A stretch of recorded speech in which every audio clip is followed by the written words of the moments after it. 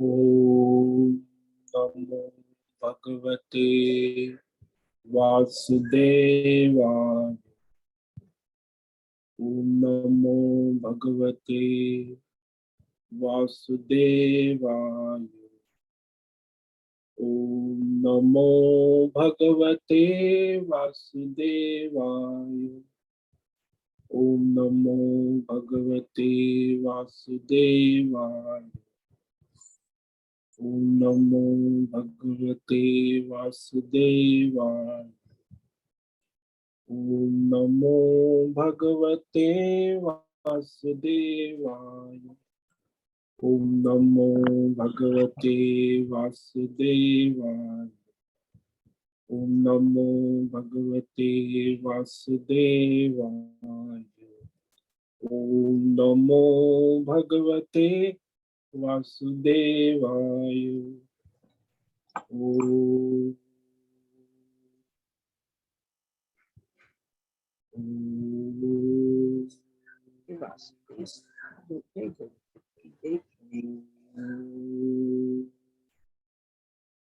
ओम श्री परमात्मने नमो नमः। ओम गणपतये नमो नमः। ओम सं सरस्वत्यै नमो नमः। ओम गुरुभ्यो नमो नमः। ओम सहनाववतु सहनौ भुनक्तु सह वीर्यं करवावहै तेजस्विनावधीतमस्तु मा विद्विषावहै। ओम शांति शांति शांति। सदाशिवसमारम्भां शंकराचार्य मध्यमाम् अस्मदाचार्यपर्यन्तां वन्दे गुरुपरम्परा। वन्दे गुरुपरम्परा। ओम पार्थाय प्रतिबोधितां भगवता नारायणेन स्वयं व्यासेन ग्रथितां पुराणं मध्ये महाभारतम् अद्वैतामृतवर्षिणीं भगवतीम् अष्टादशाध्यायिनीम् अम्ब त्वामनुसन्दधामि भगवद्गीते भवद्वेषि। वसुदेवसुतं देवं कंसचाणूरमर्दनं देवकी परमानन्दं कृष्णं वन्दे जगद्गुरुं। नमस्ते परमं ब्रह्म सच्चिदानन्दरूपाय निर्गुणाय नमस्तुभ्यं ओंकाराय नमो नमः। ओंकाराय नमो नमः। सर्वे दुर्गाणि तरन्तु सर्वे भद्राणि पश्यन्तु सर्वे सद्बुद्धिमाप्नोतु सर्वे सर्वत्र नन्दन्तु सर्वे सर्वत्र नन्दन्तु। ओम तत्सत। ओम ओम ओम।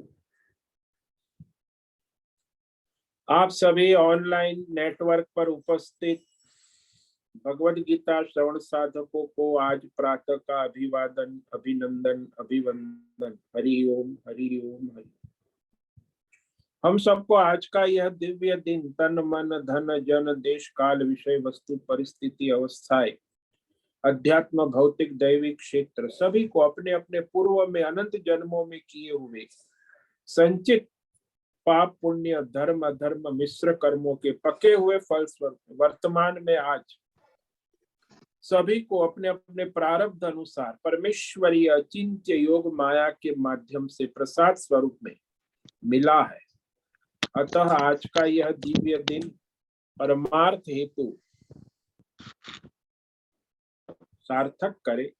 सेवा निष्काम यज्ञ देव यज्ञ ऋषि यज्ञ पितृ यज्ञ भू यज्ञ भूत यज्ञ सात्विक दान शारीरिक वाचिक मानसिक तम निष्काम कर्म योग ध्यान योग भक्ति योग ज्ञान योग साधना वेद शास्त्रों का अध्ययन अध्यापन उपासना आराधना के लिए समर्पित करे और कराए। अत्यंत दुर्लभ मनुष्य जीवन को परमार्थ हेतु सार्थक करे और कराए। आज विक्रम संवत 2080 ज्येष्ठ मास शुक्ल पक्ष की 9वीं तिथि 11:48 तक उसके बाद दशहरा, गंगा दशहरा लग जाता है, गंगा का अवतरण दिन। उत्तर फाल्गुनी नक्षत्र रात्रि 4:27 तक,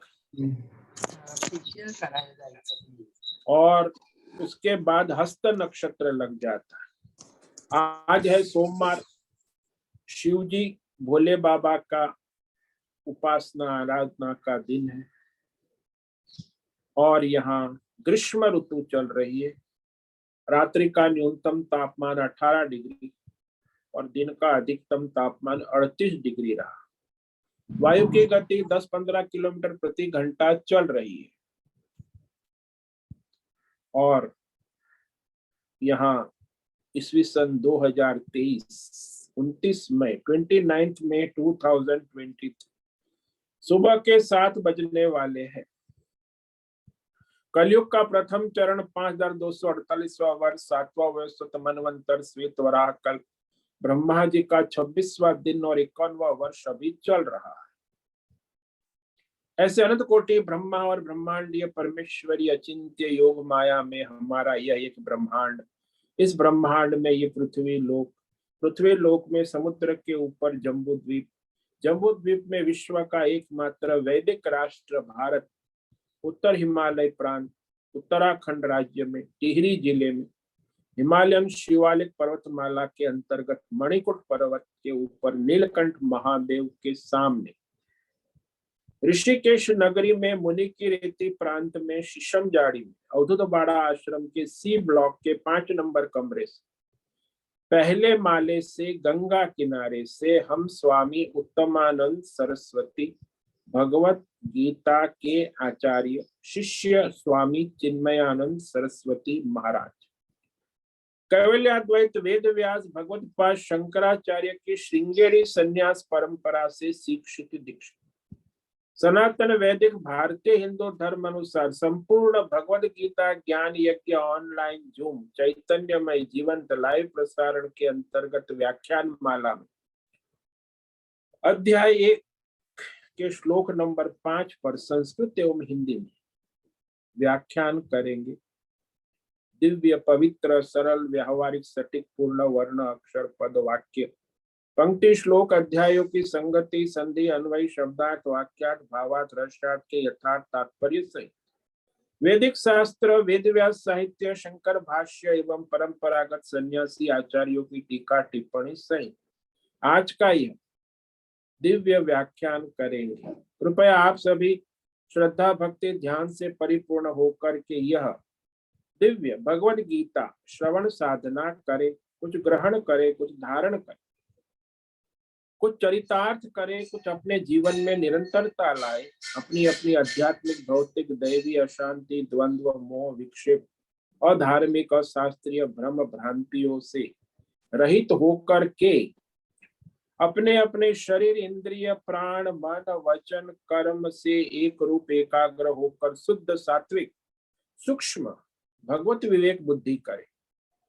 वेद शास्त्र आचार्य परंपरा अनुसार विवेक करे और पुनः पुनः इस व्याख्यान का श्रवण करे, मनन करे, चिंतन करे, चर्चा विचारणा करे, लेखन करे, प्रचार प्रसार करे, लिंक भेजे, ग्रुप में शेयर करे, अपना और सबका परम कल्याण करे और कराए। ओम तत्सत। ओम ओम ओम। तो कल हमने श्रीमद् भगवद गीता अध्याय 1 अर्जुन विषाद योग के श्लोक नंबर 4 पर व्याख्यान किया था, जिसमें दुर्योधन 17 योद्धाओं के पांडव योद्धाओं के नाम लेकर अपना आंतरिक भय प्रकट करते, क्योंकि ये जो 17 योद्धा है पांडव सेना में, ये दुर्योधन के विजय पथ में बाधक बन सकते हैं, क्योंकि वो शस्त्र अस्त्र विद्या में निपुण है, पारंगत है। योद्धा 2 प्रकार के होते हैं, एक सुरक्षात्मक युद्ध करने वाला और एक आक्रामक युद्ध करने वाला। तो सुरक्षात्मक अपनी सुरक्षा बनाए रखते हुए युद्ध करते हैं। दूसरा है अपनी सुरक्षा नहीं रखता, आक्रामक युद्ध होता है। तो दो प्रकार के युद्ध, आक्रामक योद्धा अपनी सुरक्षा नहीं देखता, तो बलवान है, पराक्रमी है, अभिमानी है, और ये सारे जो है महारथी बड़े बड़े योद्धा है। तो दुर्योधन उनकी गिनती करते हैं। और ये श्लोक नंबर 5 में तो कल 4 में 3 योद्धाओं के नाम लिए, कुल मिलाकर 17 योद्धाओं का नाम ले रहा है जो पांडव सेना की ओर से युद्ध के मैदान में तैयार है। अत्र सूरा महेश्वासा भीमार्जुन समायुधे युयुधानो विराटश्च द्रुपदश्च महारथः। अत्र यानी अभी अभी यहाँ सेना के, सारी सेना के बीच में बड़े बड़े योद्धा उपस्थित। महेश्वासा अस्त्र शस्त्र धारण किए हुए। तो इस महाभारत युद्ध में जो योद्धा है वह शत्रु की सेना को तितर बतर करने वाले, तो वह बड़े बड़े योद्धा है और उसने भीम और अर्जुन के समान समझा। ये जो योद्धा भीम, पांडवों के नाम नहीं लिए अर्जुन के भीम, लेकिन वो भीम और अर्जुन के समान जो पांडव सेना में भारतीय योद्धा है, सूरवीर है, बहादुर है, उनके नाम लेना। युयुधान जो सात्यकी है, भगवान श्री कृष्ण का सारथी और अर्जुन का शिष्य, वो अपनी सेना के साथ पांडव की ओर लड़ने पांडव सेना में उपस्थित। विराट राजा, जहां ये लोग अज्ञातवास रहे थे 1 साल, वह विराट राजा भी वहां उपस्थित है। विराट का मतलब होता है जिसकी बुद्धि मन विश्वव्यापी। विराट ये महारथी है सारे। और राजा द्रुपद, द्रुपदश्च महारथः। द्रुपद जो है वह द्रौपदी के पिता पांचाल देश के राजा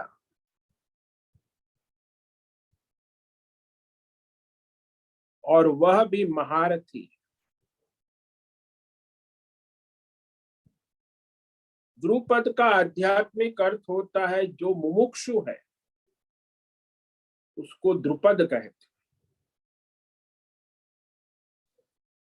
और उसके बाद अब आगे जो है और योद्धाओं के नाम दुर्योधन ले रहे हैं।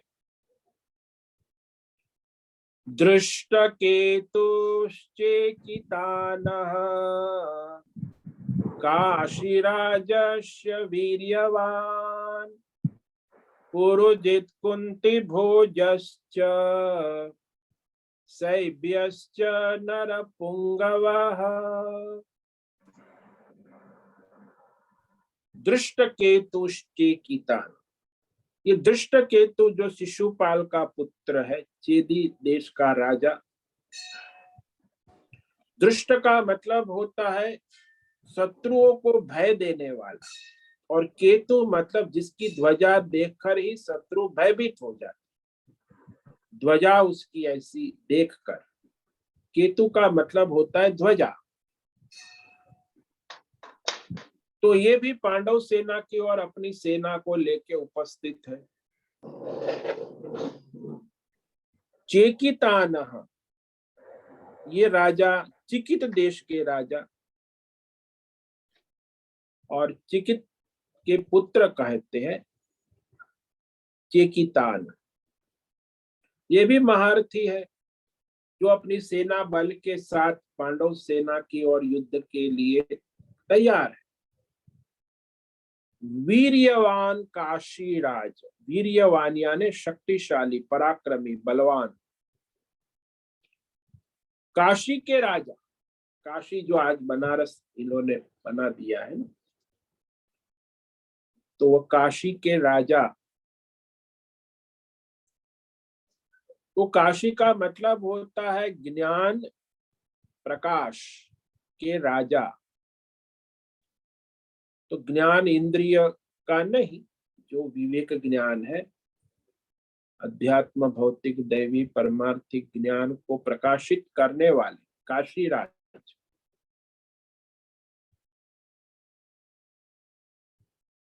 वीर्यवान यानी कि बहुत ही शक्तिशाली है, बलवान है। पुरुजित, पुरु यानी बहुत बड़ी जीत जिसकी है, ये जीतने में जो समर्थ है। तो जिसने अपनी इंद्रिय, मन, बुद्धि, पुर यानी शरीर, इंद्रिय होता है, ये नगरी है ना, 9 द्वार वाली ये नगरी, शरीर, इंद्रिय, प्राण, मन को जिसने जीत लिया है, पुरुजित। तो वैसा वह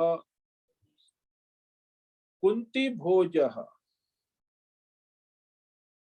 जो कुंती का धर्म पिता है, उसे कुंती भोज। कुंती भोज जो है, कुंती देश का राजा है, यादव वंश का राजकुमार है, निसंतान था, इसीलिए उसने सूर नाम के यादव की पुत्री कुंती को गोद लिया। तो कुंती उनकी गोद ली हुई पुत्री, कुंती भोज यानी कुंती का धर्म पिता है, साक्षात पिता नहीं, गोद ली हुई। और ये सर्वश्रेष्ठ है, नरपुंगव, मनुष्य में महारथी जिसको कहते हैं। नरपुंगव का मतलब धर्मात्मा हो, श्रेष्ठ धर्मात्मा, धर्मनिष्ठा में निष्ठ, अधर्म के विरोधी, तो नरपुंगव उसे कहते। तो जैसे पिछले श्लोक में, चौथे श्लोक में 3 महारथी के नाम कहे ना, युयुधान, विराट, द्रुपद, तीनों वीर्यवान, बलवान कहे, अत्यंत बहादुर है। तो 3 महारथियों को और 3 लड़ने में तेजस्वी को गिना दिया कि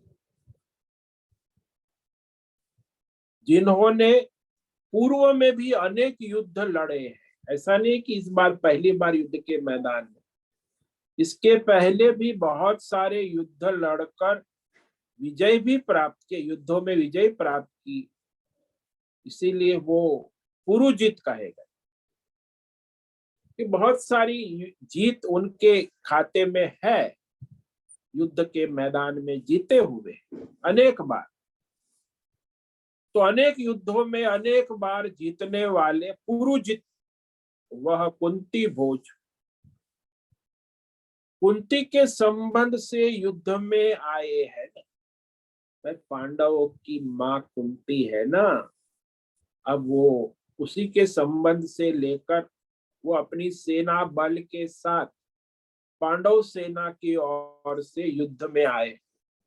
जैसे यहाँ भी युद्ध में भी वो जैसे बारात में बाराती जाते अपने पक्ष के, ऐसे पांडव पक्ष के सारे जो रिश्तेदार है, योद्धा है, राजा है, वो सब पांडव पक्ष की ओर, जो धर्मात्मा, तो युद्ध के लिए आए हैं कुंती भोज। तो जिस समय वनवास का काल समाप्त हो गया, तब कुंती ने कुंती भोज को सूचना दी थी कि महाभारत युद्ध का समय हो गया है, तुम युद्ध के लिए आ जाओ। तो कुंती के जो धर्म पिता है ना, कुंती भोज, उसी की सूचना से वो पांडव सेना की ओर से युद्ध में आए।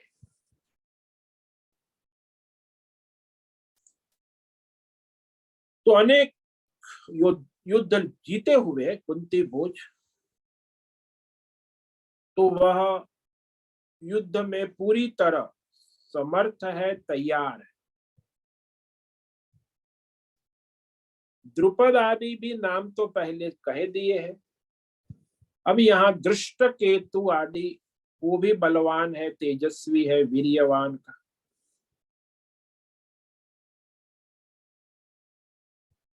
तो कुंती भोज कुंती के संबंधी होने से युद्ध में रुचि रखते हैं, युद्ध में। और फिर नाम लिया शैब्य। शैब्यश्च नरपुंगव। शैब्य है वो मनुष्य में श्रेष्ठ है, योद्धाओं में श्रेष्ठ है, धर्म में श्रेष्ठ है। तो ये सारे योद्धा पांडव पक्ष के हैं, वो देख कर उसके सामने खड़े हैं। इसीलिए उसकी अधीरता, उसका भय, उसकी व्याकुलता दुर्योधन प्रकट कर रहे हैं, क्योंकि उसे भय है कि ये हमारी विजय में बाधा उत्पन्न कर सकते हैं। तो वो अपना आंतरिक भय प्रकट कर रहा है, अपनी अधीरता को प्रकट कर रहा है।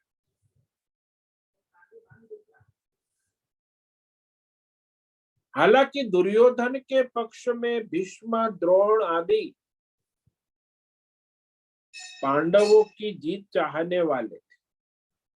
देखो, भीष्म और द्रोण कौरवों की जीत चाहने वाले, भले कौरव सेना की ओर से सेनापति, लेकिन उनके हृदय में पांडवों के प्रति विशेष लगाव है और वो पांडवों की जीत चाहने वाले हैं।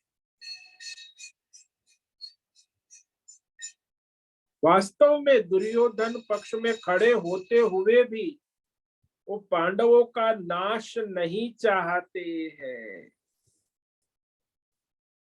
तो दुर्योधन ये भी जानता है कि उनको पांडवों के प्रति लगाव है। केवल कर्ण ही पांडव के विरुद्ध जबरदस्त लड़ाई लड़ सकता है, क्योंकि वो पांडवों को हराने के लिए तत्पर है। बाकी भीष्म और द्रोणाचार्य के प्रति उसे कोई आशा नहीं। और कर्ण तो योद्धा है, शस्त्र शस्त्र में बड़ा जबरदस्त लड़ाकू है, तो उस पर उसे बड़ी विश्वास है, श्रद्धा है कर्ण के ऊपर। कर्ण जो है उसने अस्त्र शस्त्र की शिक्षा परशुराम से शिक्षा प्राप्त की थी। हालांकि परशुराम के साथ उसे रहने में उसने गलत शब्द कहा था कि मैं ब्राह्मण हूं, मुझे अस्त्र शस्त्र। परशुराम उसे ब्राह्मण समझकर पढ़ा रहे थे। ब्राह्मण बनकर विद्या प्राप्त करने गया था परशुराम के पास।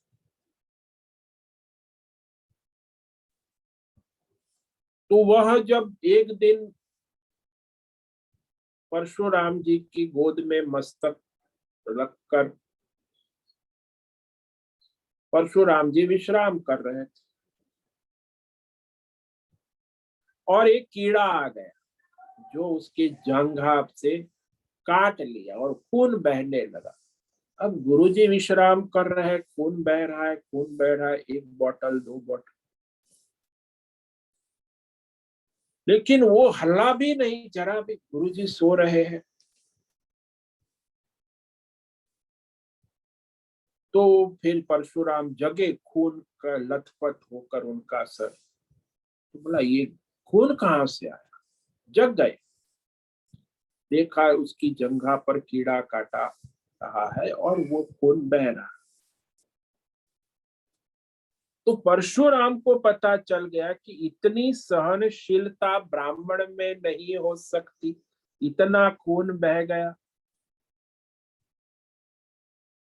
इसीलिए वास्तव में ये ब्राह्मण नहीं, ये क्षत्रिय है।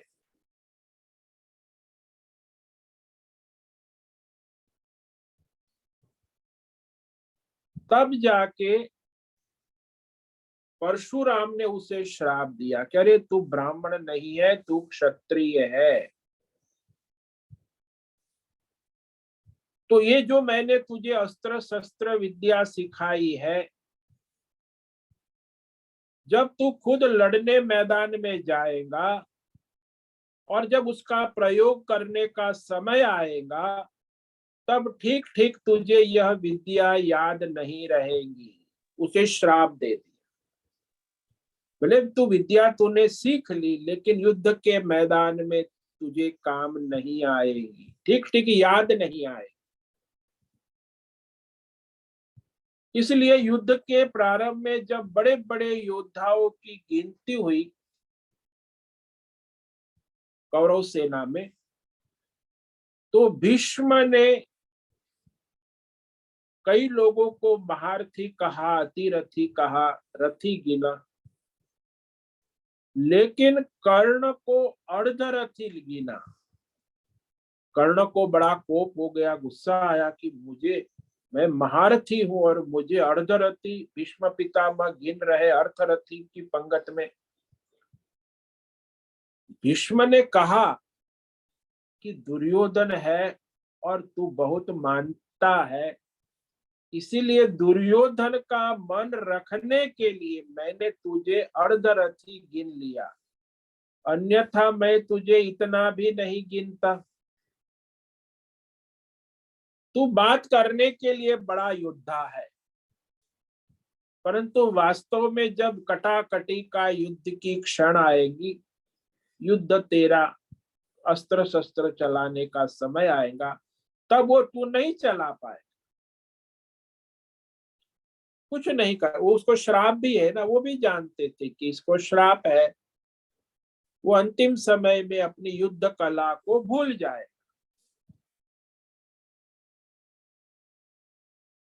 तो इसीलिए तू रथी कहने लायक भी नहीं, महारथी तो क्या। इसलिए मैंने दुर्योधन को प्रसन्न करने के लिए तुझे अर्धरथी कहा।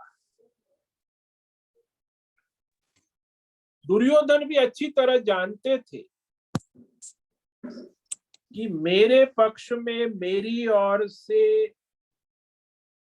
जो लड़ने आए उसमें द्रोण और भीष्म खुलकर पांडवों की जीत चाहते, मतलब मेरे लिए नहीं लड़ते, वो पांडवों की जीत चाहते।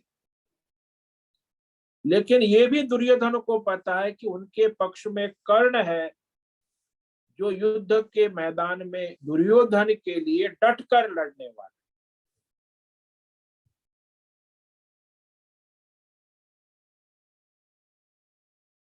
और दूसरे भी वहां दुर्योधन के पक्ष में जो शल्य को, नकुल सहदेव की जीत चाहता है, शल्य जो, तो वास्तव में दुर्योधन के खेमे में अंतर्द्वंद्व रहा है। अंतर्द्वंद्व होता है ना, वो दोनों पक्ष में किस पक्ष में है वो निश्चित नहीं कर सकते। दोनों पक्ष में अंतर्द्वंद्व रहा है। इसीलिए कौरव सेना में ये दुर्योधन के अंदर भी अंतर्द्वंद्व चल रहा है। इसीलिए उनकी शक्ति जो है वो कमजोर है। हालांकि कौरव सेना दिखने में बड़ी है, 11 अक्षौणी सेना, लेकिन उसके अंदर अंतर्द्वंद्व है, फूट आपस में फूट है। इसीलिए वह कमजोर सेना है।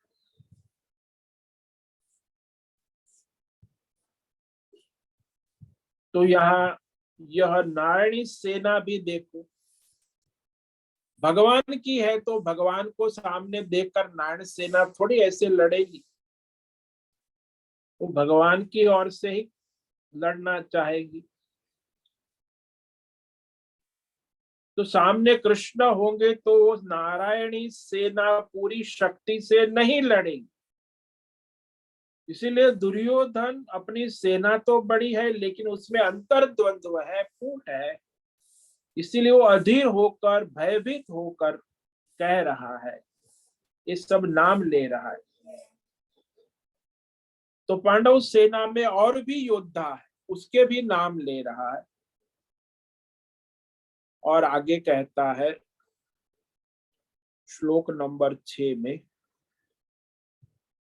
युधामन्युश्च विक्रान्तः उत्तमौजाश्च वीर्यवान् सौभद्रो द्रौपदेयाश्च सर्व एव महारथाः।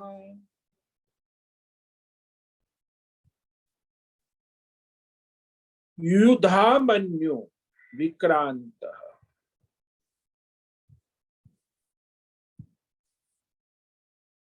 तो वह विक्रांत यानी पराक्रमी, तेजस्वी, विशेष रूप से बलवान।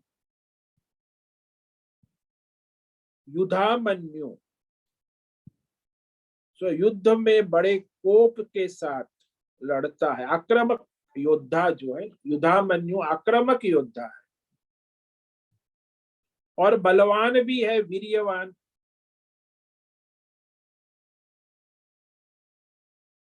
उत्तम औजाह, बहुत तेजस्वी, औजस यानी तेज, तेजस्वी, बलवान। उत्तम तेज जिसका है, ओजस जिसको कहते हैं, तो ऐसा जिसका ओजस है, विशेष तेज है, चमकता सितारा जिसको कहते, सुभद्रा का पुत्र अभिमन्यु, जो आक्रामक योद्धा है, अपने प्राण की रक्षा करने के लिए नहीं लड़ता, आक्रामक।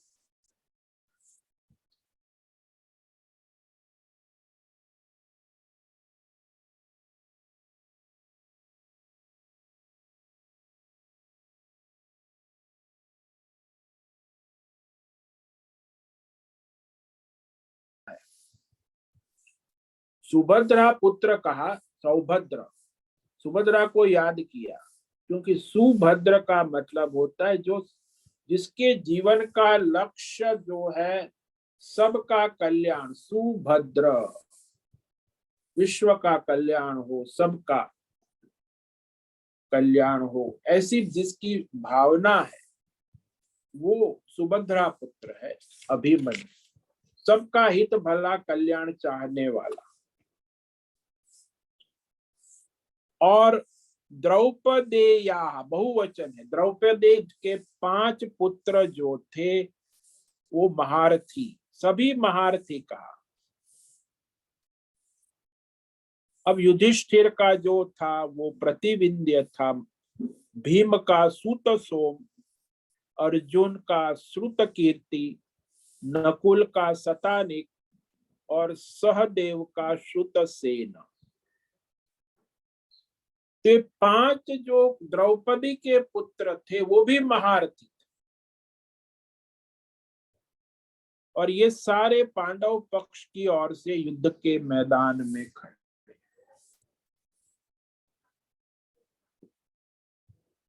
इसलिए ये जो युद्ध है इसमें विशेष रूप से ये सारे नाम दुर्योधन कह रहा है, जो पांडव सेना में कह रहा है स्वयं, सर्वे एवं महा, ये जो 17 नाम उसने लिए ये सभी महारथी है। महारथी यानी अकेला 10,000 सैनिकों के सामने यूं कर लड़ाई कर सकता, सेनापति बनने लायक महारथ। तो वह उपेक्षणीय नहीं है, यानी दुर्योधन का ये कहना है द्रोणाचार्य से कि इनकी हम उपेक्षा नहीं कर सकते, सब बड़े बड़े महारथी योद्धा, शक्तिशाली, बलवान है।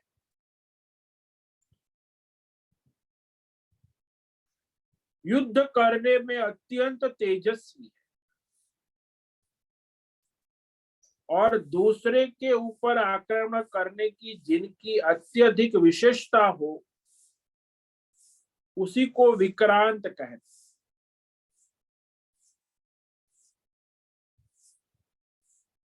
यानी दूसरे जो प्रतिपक्ष सेना में है वो प्रतिपक्ष सेना को आक्रांत करने के लिए जो विशेष समर्थ है, जिसमें विशेष योग्यता है,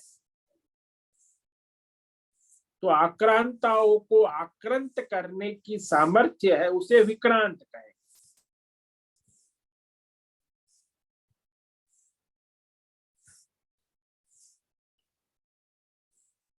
तो वहां कोई भी युद्ध के मैदान में दो प्रकार के योद्धा लोग होते हैं। एक सुरक्षा की दृष्टि से बहुत ही तेजस्वी होते, यानी सुरक्षात्मक युद्ध करने वाले, और दूसरे जो है आक्रामक दृष्टि से शक्तिशाली आक्रामक युद्ध करने वाले योद्धा। दोनों प्रकार के योद्धा यहाँ पांडव सेना में उपस्थित है। और युधामन्यु जो है वो आक्रामक योद्धा है, इसलिए उसे विक्रांत कहा। उत्तमौजा अत्यंत तेजस्वी है,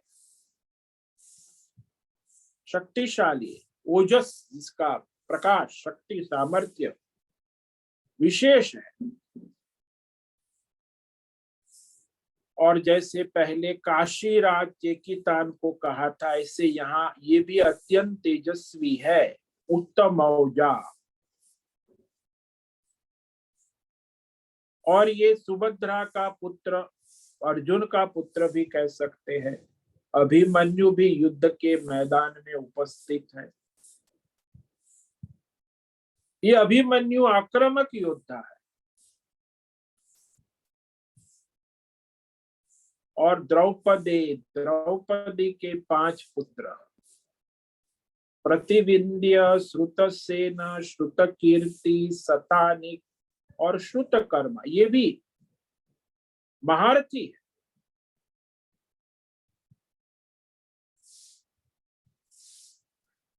तो महारथी के साथ यहाँ अतिरथी को भी गिन लेना चाहिए, उपलक्षण है। तो किसी आचार्य ने कहा कि महारथी, वीर्यवान, नरपुंगव, विक्रांत, इनको सबके साथ समझ लेना चाहिए कि ये 4 विशेषण है महारथी के। जो विशेषण वो दे रहा है कि नरपुंगव, वीर्यवान, विक्रांत, उत्तमौजा, पुरुजित, ये सारे विशेषण योद्धा को दे रहा है, वो सब महारथी ही है। वैसे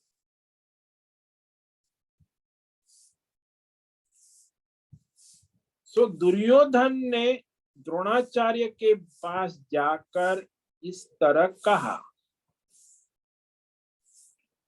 तो इसका प्रधान रहस्य क्या है? इस प्रकार दुर्योधन क्यों कह रहा है? प्रधान तात्पर्य यही था कि द्रोणाचार्य भी ये समझ ले कि जो वे पांडवों के प्रति दया करुणा रखते हैं, उनका कोई कारण नहीं है।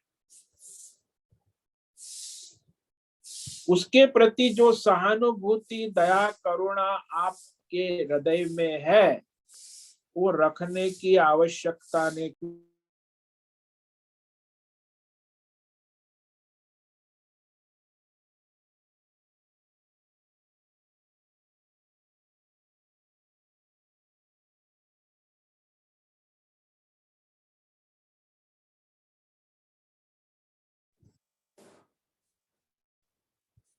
कितने योद्धाओं के नाम उसने गिने,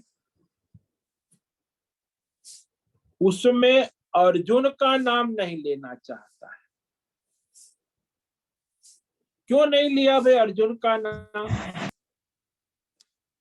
क्योंकि यदि वो अर्जुन का नाम लेता है तो उसका नाम सुनकर द्रोणाचार्य ढीले पड़ जाए। वो जानते हैं अर्जुन की शक्ति और सामर्थ्य को। और धृष्टद्युम्न का नाम लिया जिससे कि द्रोणाचार्य को कोप आए, उत्तेजित हो जाए, इसीलिए अर्जुन को उसने गिना ही नहीं।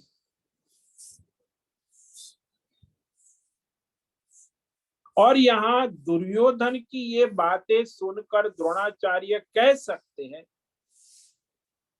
कि इस प्रकार तू शत्रुओं के बल को अत्यंत समर्थ मान रहा है, इसके कारण तुम्हारे मन में, बुद्धि के अंदर भय नजर आ रहा है। तो तुझे भय लगता है तो तू संधि कर ले, और इस समय अभी भी समय है, मैं मध्यस्थ बनकर तुझे कुछ दिला दूंगा तेरे लिए आवश्यक। ये युद्ध विग्रह का आग्रह क्यों करता है? युद्ध विग्रह करके तो तेरा सर्वनाश हो जाएगा। अभी भी समय है, संधि कर ले और अपने हक का ले ले। पांडव उदार है, देंगे। लेकिन नहीं, वो तो दुर्योधन है ना। दुर्योधन फिर अभिमान से कह रहा है आगे कि ऐसा नहीं है कि पांडव में बड़े बड़े महारथी है, योद्धा है, सेनापति है। हमारे पक्ष में भी बड़े बड़े महारथी योद्धा है। इसीलिए वह अपने पक्ष की विशेषता भी बता देना चाहता है। तो अब जो आगे का श्लोक है, इसमें दुर्योधन अपने कौरव पक्ष की विशेषताओं और कौन कौन अपनी सेना में प्रधान योद्धा है उसको जानने के लिए द्रोणाचार्य को निवेदन करता है। तो ये जो श्लोक है इसको आज पढ़ेंगे, इस पर व्याख्यान कल करेंगे। अस्माकं तु विशिष्टा ये तान् निबोध द्विजोत्तम, नायका मम सैन्यस्य संज्ञार्थम तान् ब्रवीमि ते। अब यहाँ वो द्रोणाचार्य को द्विजोत्तम कहते, ब्राह्मण श्रेष्ठ।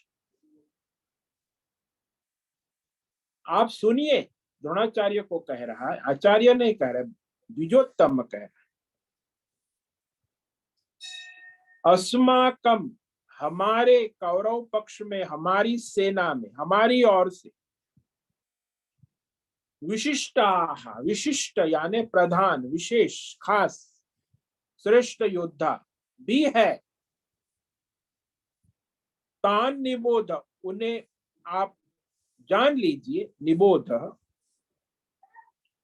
जान लीजिए, पहचान कर लीजिए, आपकी जानकारी के लिए। ते संज्ञार्थम, आपकी जानकारी के लिए। मम सैन्यस्य नायका तान ब्रवीमि। देखो यहाँ दुर्योधन का मोह, मेरी सेना के जो जो प्रधान योद्धा है,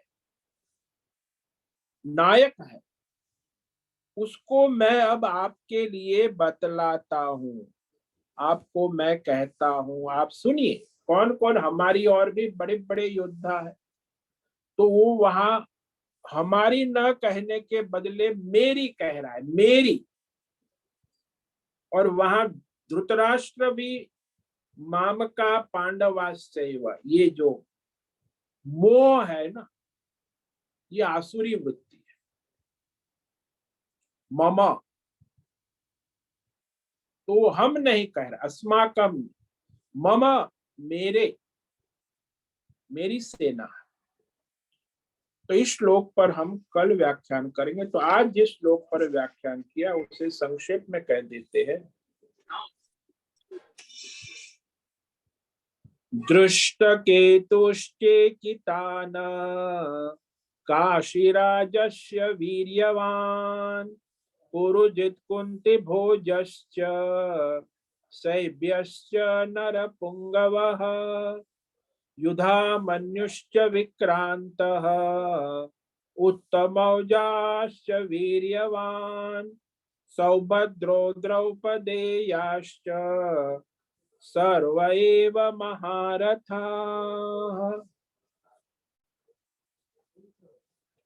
तो ये दुर्योधन वैसे अपने भय, व्याकुलता को प्रकट करते हुए नाम ले रहे पांडव सेना के योद्धाओं।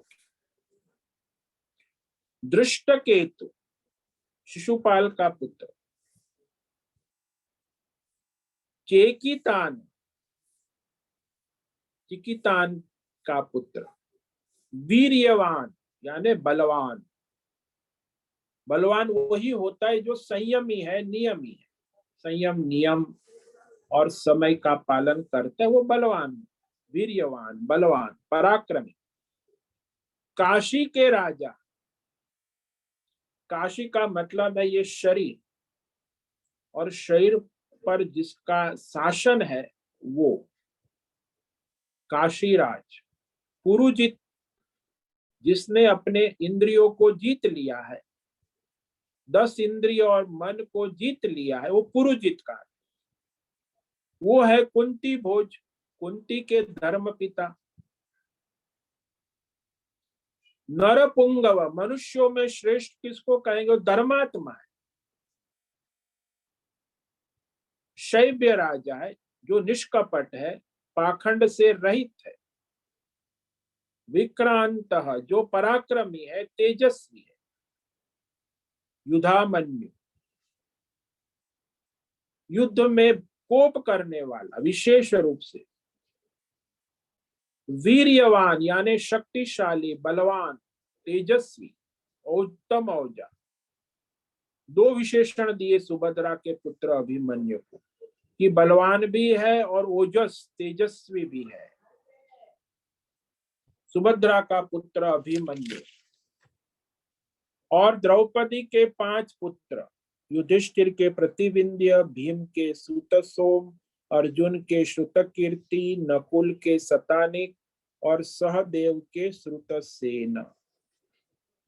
सबके विषय में कह रहा है कि ये सभी महारथी है, यानी उपेक्षणीय नहीं है, सभी महारथी। क्योंकि अकेले सेना का सामना कर सकते हैं तो रथी, पहले रथ था ना, आजकल रथ का जमाना गया, टैंक आ गए, टैंक। तो उसे, रथ और टैंक में कोई फर्क नहीं है, पहले उसमें, आज टेक्नोलॉजी बढ़ गई है तो आज टैंक आ गए। तो ये सारे महारथी हैं। ओम नमो नारायणाय, ओम नमो नारायणाय, ओम नमो नारायणाय, ओम नमो नारायणाय, ओम नमो नारायणाय, ओम नमो नारायणाय। कायेन वाचा मनसेन्द्रियैर्वा बुद्ध्यात्मना वा प्रकृते स्वभावात् करोमि यद्यत् सकलं परस्मै नारायणायेति समर्पयामि, नारायणायेति समर्पयामि। ओम सर्वे भवन्तु सुखिनः, सर्वे सन्तु निरामयाः, सर्वे भद्राणि पश्यन्तु, माँ कश्चित् दुःखमाप्नुयात्, अस्तु माँ सद्गमय, तमसो माँ ज्योतिर्गमय, मृत्योर्मामृतंगमय। ओम पूर्णमद पूर्णमिदं पूर्णात् पूर्णमुदच्यते पूर्णस्य पूर्णमादाय पूर्णमेवावशिष्यते। ओम शांति शांति शांति। शंकरं शंकराचार्यं केशवं बादरायणं सूत्र भाष्य कृतौ वंदे भगवन्तौ पुनः पुनः। ईश्वरो गुरुरात्मेति मूर्ति भेद विभागिनि व्योमवद्व्याप्त देहाय दक्षिणामूर्तये नमो। ओम गुं गुरुभ्यो नमो नमः। ओम तत्सत् ब्रह्मार्पणमस्तु। ओम ओम ओम।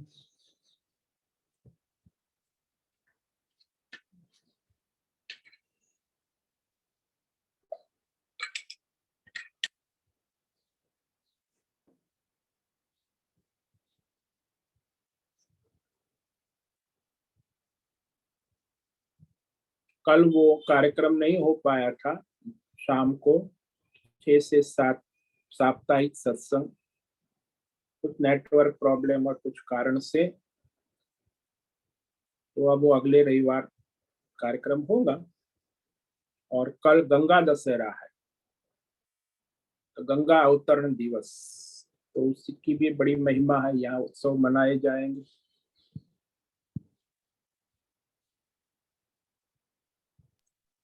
तो आज जो है नवमी है और ये नवमी भी अभी दशहरा तो लग जाएगा 11:48।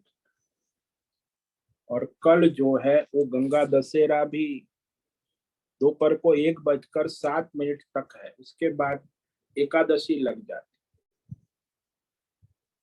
तो कई लोग आज मनाएंगे गंगा दशहरा, कई लोग कल मनाएंगे।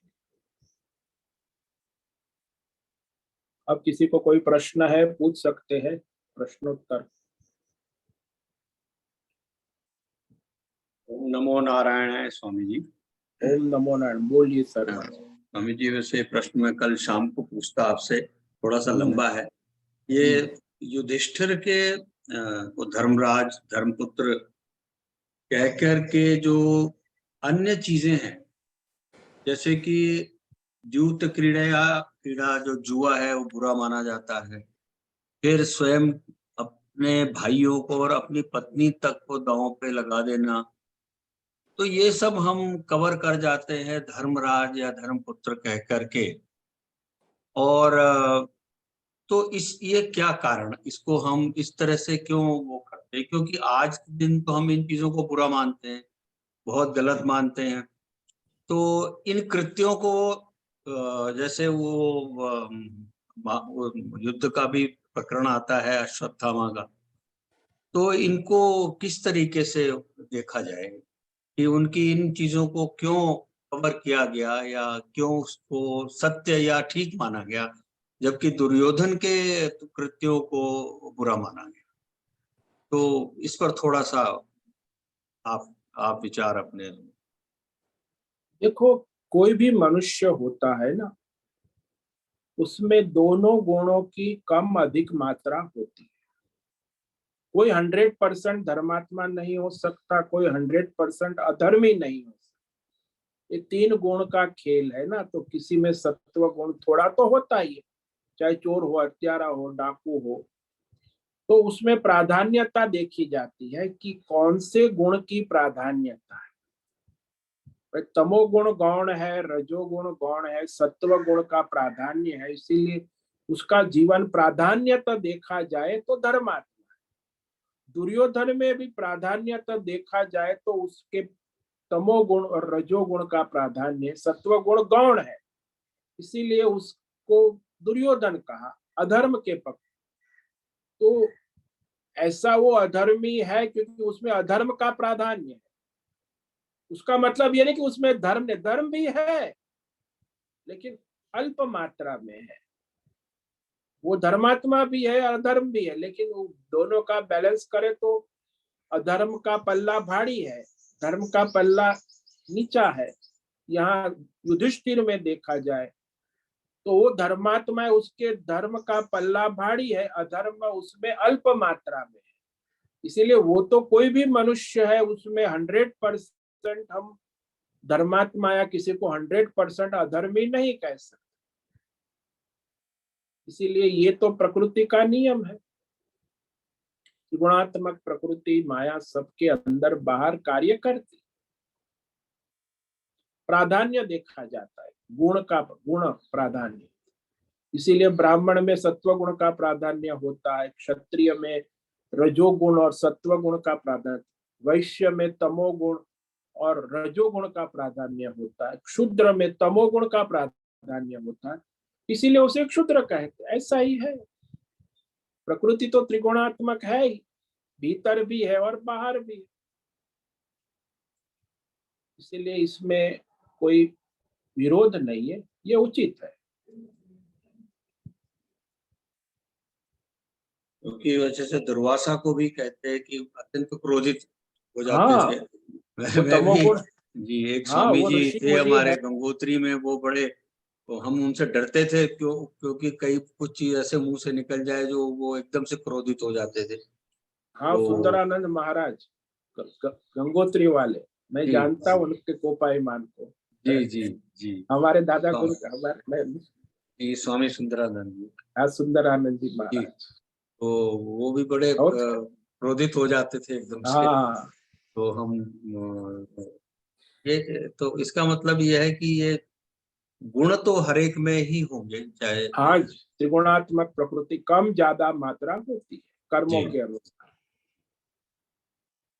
वो घटती बढ़ती रहती है। ओम नमो नारायण। ओम नमो नारायण।